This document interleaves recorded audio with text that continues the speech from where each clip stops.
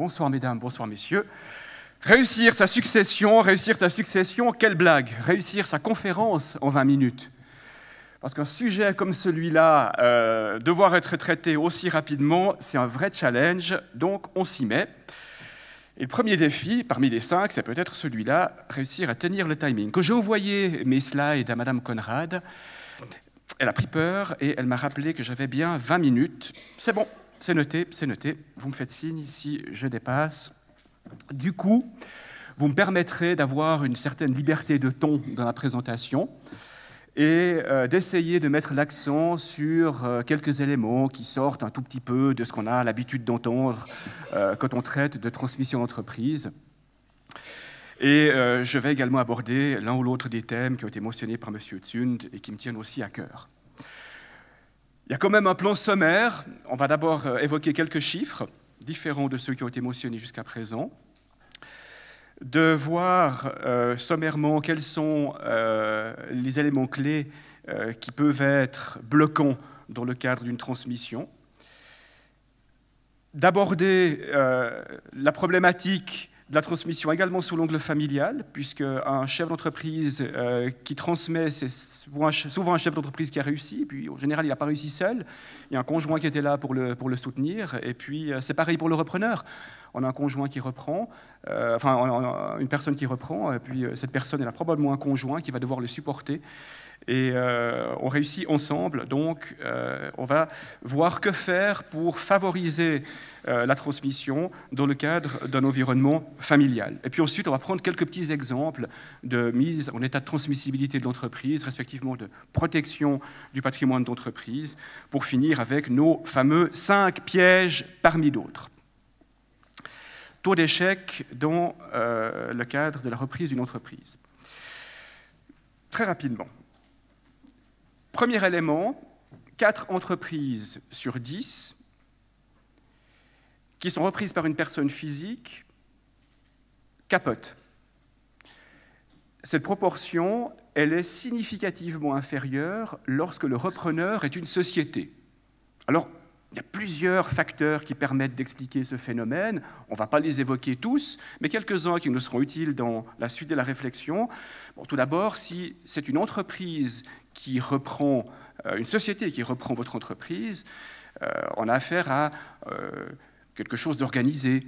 Il y a une structure qui existe. Ça n'est pas un one-man show, ce n'est pas la personne toute seule qui se dit « c'est sympa, j'y vais ».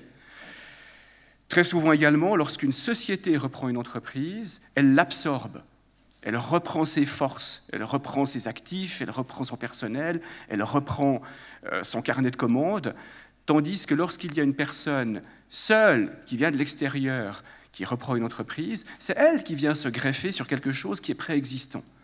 En termes de culture d'entreprise, de contact avec les collaborateurs, avec la clientèle, l'approche est très différente. Donc ceci explique peut-être déjà cela par ces quelques éléments. Une entreprise sur 7 est reprise par ses salariés. Taux d'échec, 1/4. C'est assez spectaculaire. Entreprise reprise dans le cadre de la famille, un échec sur 10 seulement. Alors là aussi, les raisons sont assez simples à comprendre. L'enfant qui reprend, il était baigné dans le jus de l'entreprise depuis tout petit. Il a vu le chef d'entreprise, son père, qui rentrait tard le soir, qui travaillait le week-end. Donc cette culture d'entreprise, cette culture de l'effort, même si ça fait un peu vieux schnock de le dire, l'enfant qui va reprendre l'entreprise, il la connaît. Hein, il sait à quoi il a affaire, et il n'a pas le saut, souvent pas facile à appréhender, du passage de salarié, même salarié compétent et cadre, à chef d'entreprise. C'est deux choses tout à fait différentes, ce sont des responsabilités différentes. On peut être un très bon collaborateur cadre, mais peut-être un très mauvais chef d'entreprise. Donc la réussite de la reprise dans le cadre familial, elle s'explique probablement par le fait qu'on a une meilleure vision au sein de la famille, au sein de l'enfant repreneur, des sacrifices que ça implique d'être chef d'entreprise. On sait l'effort de travail que ça représente, et on sait que la journée ne se termine pas à 16 ou 17 ou 18 heures. L'impact du nombre de repreneurs dans une entreprise, c'est intéressant aussi. Si on prend un coefficient 100, c'est pas grave. Si on prend un coefficient 100, qui est la neutralité de l'indice de contentieux dans le cadre de la reprise, lorsqu'il y a un seul repreneur, l'indice de contentieux est à 96. Ça veut dire qu'on a toutes les chances de succès qui sont de notre côté. Lorsqu'on a 2 ou 3 repreneurs, on commence à avoir des risques de contentieux plus élevés. Mais lorsqu'on a 4 repreneurs ou plus, on voit exploser cet indice de contentieux. Alors on peut en tirer en tout cas 2 éléments.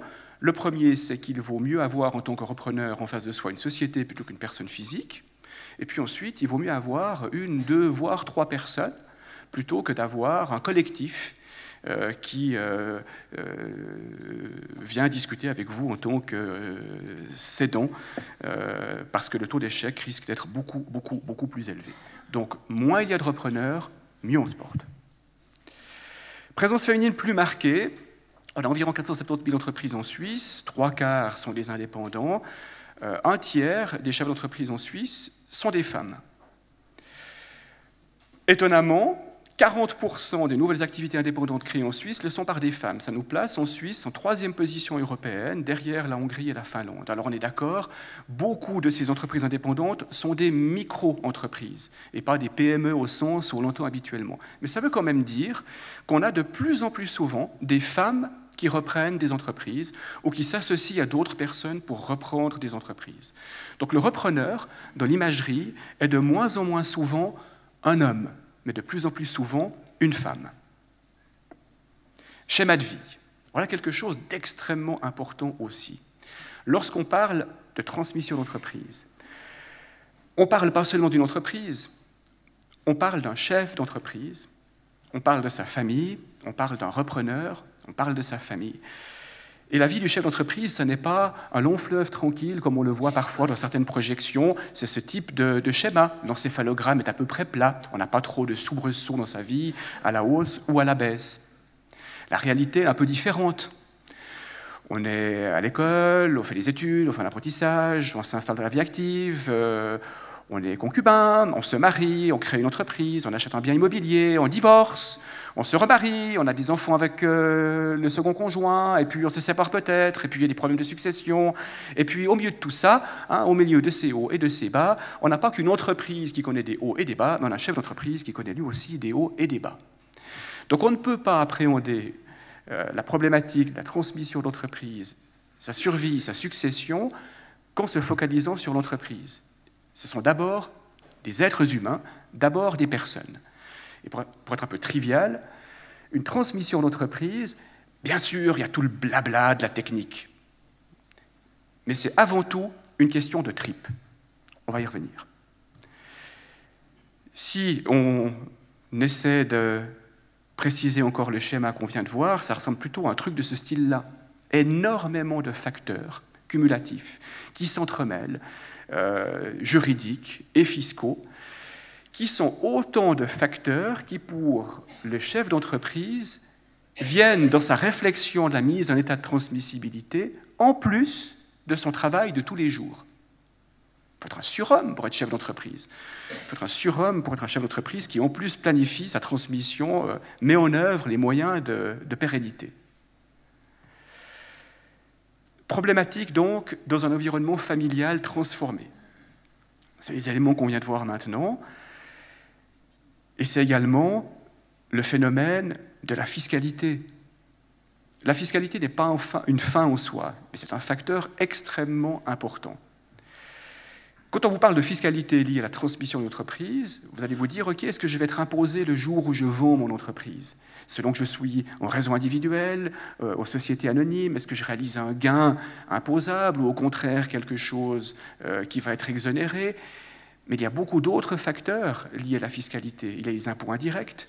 Est-ce qu'il y a un élément de donation ou un élément de succession? Est-ce qu'il y aura un impôt de ce type-là qui va frapper le transfert que je prévois? Et puis, de la parafiscalité. Est-ce qu'il y aura de l'AVS? L'AVS, avec les charges, etc., c'est 10%. Je suis titulaire d'une raison individuelle et je vends ma raison individuelle. Le gain que je réalise, c'est-à-dire la différence entre le prix de vente et la valeur de mon entreprise dans son bilan, c'est 41,5% d'impôt sur le revenu et c'est 10% d'AVS. C'est quasiment 52% d'impôt. Je vends les actions d'une société, a priori, exonération complète, zéro pointé. Est-ce que c'est normal? Probablement non. Mais en tout cas, c'est une réalité. Donc la composante de la fiscalité, ça n'est pas que de l'impôt sur le revenu, de l'impôt sur la fortune, c'est de l'impôt de donation, c'est de l'impôt de succession, c'est éventuellement de l'AVS, c'est potentiellement de la TVA. Donc une réflexion beaucoup plus large. Je veux vendre plutôt que de donner. Je vends, certes, mais je vends à qui? Au sein de la famille, à un ou des collaborateurs, à un tiers? Quelles sont les réflexions que je dois mener dans ce cadre-là? Je vends quoi? Je vends une entreprise en raison individuelle, autant de postes d'actifs et de passifs de bilan. Je vends des actions d'une société. Ah ben tiens, la vente de mon entreprise, c'est aussi ma caisse de retraite. Je vais garder certains des éléments, comme par exemple mon bien immobilier, ou au contraire, je vais le transmettre au repreneur. Et si je le transmets au repreneur, est-ce qu'il aura les moyens financiers d'acquérir la totalité, ou est-ce qu'au contraire, il va même exiger de moi que je ressorte de mon entreprise au préalable tout ce qui n'est pas nécessaire à l'activité courante pour alléger les besoins de financement, pour alléger le prix? Voilà une belle réflexion également à mener. Les principaux facteurs de succès. Qu'est-ce que c'est les facteurs de succès? Processus liés au partenariat, processus lié à la personne du chef d'entreprise, processus lié à la fiscalité. Il y a deux éléments absolument fondamentaux. Le premier élément, c'est la mise en état de transmissibilité. Si vous voulez vendre une voiture, vous faites quoi? Vous allez la rendre belle. Hein? Vous allez enlever les petites begnes à gauche et à droite, vous allez changer les pneus, vous allez les nettoyer, vous allez faire en sorte que ce que vous mettez à la vente se présente de la meilleure façon possible. C'est la même chose pour votre entreprise. Si vous voulez vendre votre voiture demain, vous êtes un petit peu coincé, vous n'avez pas le temps de la préparer. Si vous projetez de la vendre dans 10 jours, c'est bien, vous avez le temps de faire un certain travail de mise en état de transmissibilité. Si vous le faites pour votre voiture, faites-le aussi pour votre entreprise. Voilà un élément fondamental. Je ne dois pas être tenu par les éléments, coincé par le temps, et me dire tout d'un coup, mince, je vais devoir vendre pour une raison de santé, ou alors parce que vraiment j'en peux plus, je fatigue, il faut que je me prépare. Alors dans le grand blabla théorique qu'on entend souvent, on vous dit mais il faut vous préparer au moins 5 ans à l'avance. Non, alors oui peut-être du point de vue fiscal, mais pas du tout. La mise en état de transmissibilité, c'est un process. Ça n'est pas comme un bilan, une image figée à un moment. Ah ben tiens, c'est chouette, j'ai fait de jolis classeurs, j'ai rassemblé mes différentes pièces, j'ai mes bilans, mes comptes de pertes et profits, j'ai une situation fiscale qui est à jour, j'ai une taxation qui est en ordre, etc. C'est pas ça, c'est mettre en état de transmissibilité. C'est un process continu de se dire, ben voilà, à chaque fois qu'il se produit un événement nouveau, j'adapte ma documentation. J'en parle à ma fiduciaire, j'en parle à mon conseiller, je regarde ce qui est nécessaire de faire pour que le jour où vraiment je me mets à la recherche d'un repreneur, je suis prêt. Il n'y a rien de plus dévastateur dans le cadre, s'il y a d'autres trucs, mais il n'y a rien de plus dévastateur dans le cadre d'un transfert d'entreprise quand je suis là et que j'entre en discussion avec un repreneur potentiel. Puis il me dit, écoutez, c'est sympa, c'est bien, mais voilà la liste de tous les documents, toutes les informations qui vont être nécessaires. Puis vous regardez la liste, puis vous dites, ok, d'accord, on se revoit dans un mois parce qu'il faut que je prépare. C'est une catastrophe. Si vous lui dites, ok, d'accord, voilà votre liste, moi j'ai déjà la mienne, et puis c'est bon, vos gens qui viendront contrôler si mes données sont correctes ou pas, ils peuvent venir la semaine prochaine déjà, moi je suis prêt. C'est remarquable. Ça veut dire que dans l'image que vous donnez à un repreneur potentiel, vous êtes prêt. Si vous êtes prêt, c'est que vous êtes suivi, c'est que vous savez quels sont les problèmes et les questions qui vont se poser. Mise en état de transmissibilité. Ça, c'est le point absolument fondamental. Il y a un autre élément qui est extrêmement important, c'est le partage de l'esprit d'entrepreneur, surtout dans les PME. J'ai vécu plein de fois la situation, bon, il y a des moments où il faut se marrer parce qu'on ne peut pas être sérieux non plus, intérieurement vous êtes obligé de rire, où cédants et repreneurs discutent depuis un bon moment, et puis tout d'un coup le repreneur dit « Ah mais vous savez, de toute façon, moi, ce truc que vous avez fait là, c'est nul, hein. Moi, je vais changer, je vais le faire différemment. Ah, et puis, vous envisagez de développer, vous avez développé tel produit et autres. Non, non, non, on va faire autre chose, etc. » Il y a une question d'ego, il y a une question d'homme, il y a une question de tripes. C'est ce que j'ai mentionné tout à l'heure. Si, en tant que repreneur, vous venez donner des leçons à un chef d'entreprise qui a, à son crédit, la réussite de son entreprise, alors elle est plus ou moins belle, mais non d'un chien. Il est chef d'entreprise, il a mené sa barque, c'est pas à vous, en tant qu'entrepreneur, de venir lui faire la leçon pour lui dire comment il aurait pu mieux mener son truc. Et je vis régulièrement des cas de transfert qui capotent pour cette raison-là. On est très au-delà de la technique, on est dans l'humain, on est dans le relationnel. Et ça se prépare aussi. Un mot également dans ce qui est de la planification. Petite question, qui d'entre vous est homosexuel? Bon, ok, d'accord. Mesdames, qui d'entre vous a un amant? Bah, allez, on est entre nous. On est entre nous?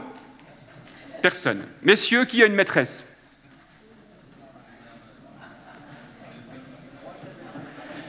Qui estime qu'à partir de 2 millions de fortune, on est scandaleusement riche? Bon, ok. Alors, d'après le petit sondage que je viens de faire, l'initiative sur les successions a 100% de probabilité d'être rejetée en votation populaire. Parce que, franchement, à part les catégories que je viens de mentionner, il n'y a pas grand monde qui va être intéressé par l'initiative sur les successions. Elle veut quoi? Elle veut supprimer la compétence de prélever les impôts aux cantons et aux communes, pour donner une compétence exclusive à la Confédération. Alors, tout le monde s'en fout, hein, tout le monde s'en fiche de la souveraineté cantonale, etc. À part quelques politiciens concernés par le truc, ce n'est pas quelque chose qui parle en termes de communication. Mais bon, voilà, on veut supprimer une compétence pour la déléguer à la Confédération. Bon. Et puis ensuite, on vient dire, si vous avez un patrimoine qui est en valeur vénale, pas en valeur fiscale, et c'est important pour les maisons, un patrimoine en valeur vénale qui vaut plus de 2 millions, tout ce qui va au-delà va être imposé avec un taux unique. Qu'il y ait 1 enfant, 2 enfants, 5 enfants, 17 enfants de 8 mères différentes, on ne s'en préoccupe pas, il y a un impôt sur la succession en tant que telle, avec un taux unique de 20%. Alors, évidemment, quand vous êtes chef d'entreprise et que vous vous dites « j'ai déjà payé l'impôt sur le revenu, j'ai payé l'impôt sur la fortune, j'ai payé l'impôt sur le dividende, j'ai payé de l'AVS pour 27 personnes autour de moi. Je vais probablement, lorsque je transmets, devoir, pour le compte de mes enfants, payer un impôt de donation. Ou alors un jour, il y aura un impôt de succession. Et puis, en plus, le taux va être à 20%, ça fait un tout petit peu râler. Bon. Par contre, ceux qui vont voter oui sont les concubins. Hein, ceux qui ont un amant, une maîtresse, ou plus sérieusement, les concubins de deuxième génération. Vous êtes veuf ou divorcé, vous vivez avec quelqu'un, pour des raisons XY, vous ne souhaitez pas vous remarier. Aujourd'hui, vous attribuez à cette personne avec laquelle vous vivez depuis 20 ans 200 000 francs, elle va payer 50% d'impôts. C'est un pur scandale. Demain, elle paiera 20%. Donc, seront intéressés par cette initiative les catégories de personnes que j'ai mentionnées avec plus ou moins de sérieux. Donc c'est clair, je rejoins M. Tsund, il faut absolument lutter contre cette hérésie absolue. C'est un impôt en plus qui est inéquitable. On paie un impôt de donation de succession sur ce qu'on reçoit. Si on a 3 enfants et qu'on partage un certain patrimoine, on paiera un impôt sur ce qu'on reçoit chacun d'entre nous. On ne paye pas un impôt sur une masse. Et il n'y a pas de raison objective de favoriser les familles monoparentales par rapport aux familles qui ont plusieurs enfants. Si on veut une politique nataliste en Suisse, ce n'est pas ce genre de truc qu'on devrait faire. Donc, là également, la mise en état de transmissibilité, c'est de se dire j'ai potentiellement, dans quelques années, le risque d'avoir une imposition extrêmement élevée dans le cadre d'un transfert d'entreprise. J'ai un certain nombre de mesures que je peux prendre aujourd'hui, je dois les appréhender et je dois essayer de planifier, mais dans un sens positif du terme. On ne cherche pas à contourner l'autorité fiscale. On cherche simplement à ne pas être le mouton qui, dans la peinture de Bruegel l'Ancien, vous savez, le paysage hollandais, il pleut, madame met un gros sabot et le mouton se fait tondre, et puis on voit un moulin dans le fond, etc. Le but, ce n'est pas d'être le mouton qui se fait tondre, ce n'est pas d'être dans le mur, parce que ça veut dire qu'on a trouvé une solution qui n'est pas compatible avec la loi fiscale, c'est d'être dans le cadre. Mais il ne faut pas être l'imbécile qui se fait tondre sur le tableau. Si on est dans le cadre et pas dans le mur, ça suffit plus que largement. Quels sont, du coup, quelques pièges à éviter? Et j'utilise un joker de 4 minutes. Premier piège, qui est une erreur classique, c'est confondre prix, modalité de paiement et garantie. Alors déjà, prix et valeur sont deux choses différentes, ça c'est une notion que vous pouvez facilement comprendre. En tant que chef d'entreprise, la valeur que vous accordez à l'entreprise sera toujours supérieure au prix que vous en obtiendrez. C'est un débat philosophique aussi, on ne va pas entrer en matière. Mais une erreur fondamentale qu'on voit quand on est cédant d'entreprise, c'est de se focaliser sur le prix. J'en veux tant. Et on oublie tout le reste autour. On oublie que dans une convention, il y a 3 éléments. Un prix, des modalités de paiement et des garanties. Plus le prix sera élevé, plus l'acquéreur va exiger dans la convention des garanties en nombre et en qualité. Plus vous acceptez un prix un peu plus bas que celui que, objectivement, vous auriez souhaité, plus vous pouvez exiger que les garanties dans la convention soient limitées. Et l'expérience de la vie montre que rares sont les cas dans lesquels une transmission d'entreprise se réalise sans qu'il y ait un pépin à un moment ou à un autre. Plus vous aurez de garanties, plus vous donnez au repreneur de possibilités de venir contester la qualité de ce qu'il a acheté et d'exiger de vous une diminution du prix. Donc il vaut mieux modérer un peu le prix, mais en contrepartie exiger de limiter les garanties qu'on appelle les garanties de passif. Autre élément, mieux vaut toucher un prix de vente un peu inférieur, mais tout de suite, et éviter, comme la peste, l'étalement du paiement du prix dans le temps. Plus la durée de paiement sera longue, moins vous verrez votre argent. Ça, je le dis systématiquement à des chefs d'entreprise qui vendent, et je crois que je n'ai jamais vécu un cas dans lequel il n'y a pas eu, à un moment donné, où un bout de la dernière tranche, à quelque part, n'a jamais été payé. D'une part, parce qu'en tant que vendeur, si 4 ans après, l'acheteur vient vous dire « mais la dernière tranche, je ne vous la paye pas intégralement parce que la garantie de passif machin fait qu'il n'y a pas eu la promesse sur tel point, donc il faut diminuer », vous en avez marre. 4 ans plus tard, vous n'avez pas envie de revenir à la table pour discuter. Et par la force des choses, vous acceptez une cote mal taillée et vous réduisez le prix. Puis en même temps, le repreneur, lui, pendant 4 ans, il a fait ce qu'il a voulu avec la société. Il a pu mettre en place un nouveau plan comptable, il a pu pratiquer une politique de facturation différente, il a pu faire des choix qui finalement n'ont aucun lien avec l'entreprise que vous avez cédée, mais allez démontrer que si il peut revendiquer une diminution de prix, ce n'est pas de votre fait, mais le sien. Pendant 4 ans, vous n'avez plus accès au bilan, au compte de pertes et profits, à l'organe de révision, à la documentation. Vous avez une difficulté énorme à prouver que ça n'est pas votre fait, cette diminution de valeur. Et si vous cherchez à la prouver, vous allez payer un prix colossal de consultant. Donc, soyez payés le plus rapidement possible.